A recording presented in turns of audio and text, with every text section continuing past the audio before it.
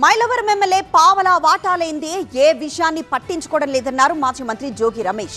జగనన్న కాలనీలకు బిల్లులు చెల్లించేందుకు జోగి రమేష్ 5% కమిషన్లు తీసుకున్నారని వసంత కృష్ణ ప్రసాద్ ఆరోపించారు. ఇప్పుడు ఆ డైలాగ్ వాచ్ చూద్దాం.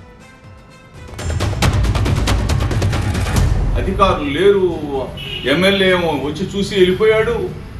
అదేమంటే ఏదైనా అడిగితే పనికి మాలను మాట్లాడుతున్నారని చెప్తున్నాను. ఎవరో పనికి మాలను?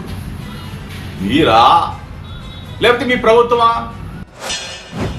కొంతమంది పని బాటలేని రాజకీయ నాయకులు ఏదో కాలక్షేపానికి అటు ఇటు వచ్చిపోయే వాళ్ళు వచ్చేదో పిచ్చివాగుడు ఎత్త వాగుతున్నారు, మంచినీళ్ళు కూడా ఇవ్వలేరని ఈ ప్రభుత్వాన్ని డిమాండ్ చేస్తా ఉన్నా, జిల్లా కలెక్టర్ని అడుగుతా ఉన్నా. ఇక్కడ ఎట్టాగో ఎమ్మెల్యే పావలా ప్రసాద్ ఏం చేయడు మనకు తెలుసు. ఎందుకంటే అందులో పావలా వస్తేనే, ప్రతి దాంట్లో 25% వస్తేనే దాన్ని పట్టుకుంటాడు, లేకపోతే వదిలేస్తాడు. పావలా ప్రసాద్ గురించి మనం మాట్లాడుకోవాల్సిన పనిలా, ఆ టైం కూడా వేస్ట్ చేయాల్సిన పనిలా. జోగి రమేష్ అనేవాడు ఒక జలగా, జోగి రమేష్ అనేవాడు ఒక పనికిమాలిన వ్యక్తి.